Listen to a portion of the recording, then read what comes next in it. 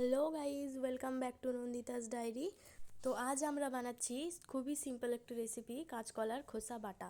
তো দেরি না করে চলুন তাড়াতাড়ি দেখে নিই। কাঁচকলার খোসাগুলোকে সেদ্ধ করে কাঁচকলাটাকে তরকারি করে নিয়েছি, আর এই যে খোসাটা রেখে দিয়েছি, এই খোসাটা দিয়ে আমি একটা রেসিপি বানাবো।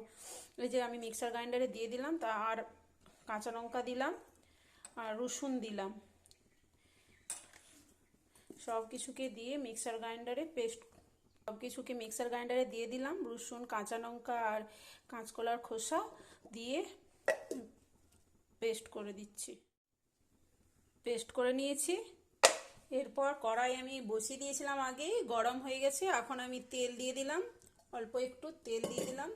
তেলটা গরম করতে দিচ্ছি, তার সঙ্গে সঙ্গে গরম হয়ে গেছে তেল আমার। এরপর আমি দিয়ে দেবো এই যে কালো জিরা। ব্যাস, কালো জিরাটা একটু সুন্দর করে ভেজে, কালো জিরাটা আমি ওই চা চামচের হাফ চামচের মতন দিয়েছি। আমার কালো জিরাও গরম হয়ে গেছে। এরপর আমি এটাকে এই যে যেটা পেস্ট করে রেখেছিলাম ওটা এখন দিয়ে দিচ্ছি। এরপর আমি স্বাদ মতো লবণ দিয়ে দিলাম, আর অল্প একটু হলুদ গুঁড়ো দিলাম তেলের সাইডে। এই যে তেলের সাইডে আমি প্রথমে তেলটা হলুদটা দিতে ভুলে গেছিলাম, এই জন্য সাইডে দিয়ে দিলাম। এই যে কালো জিরার সাইডে যে ভাজা হয়ে গেছে। এরপর আমি এটাকে মিক্স করে নিচ্ছি।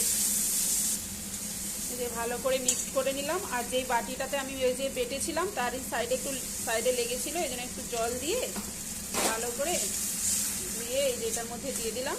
ব্যাস, এরপরে এটাকে হালকা করে ভেজে নেব। গরম গরম ভাত আর এই বাটা কলার খোসা বাটা, জাস্ট এক থালা ভাত খেয়ে নেব, জমে যাবে একদম।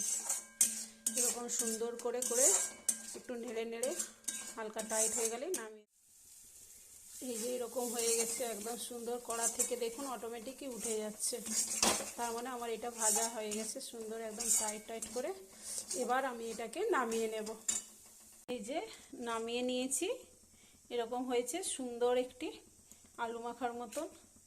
যারা কখনো খাননি তারাও একবার খেয়ে দেখুন, দারুণ লাগে। আর যারা খেয়েছেন তারা তো জানেই কি এর স্বাদ আর কি টেস্ট।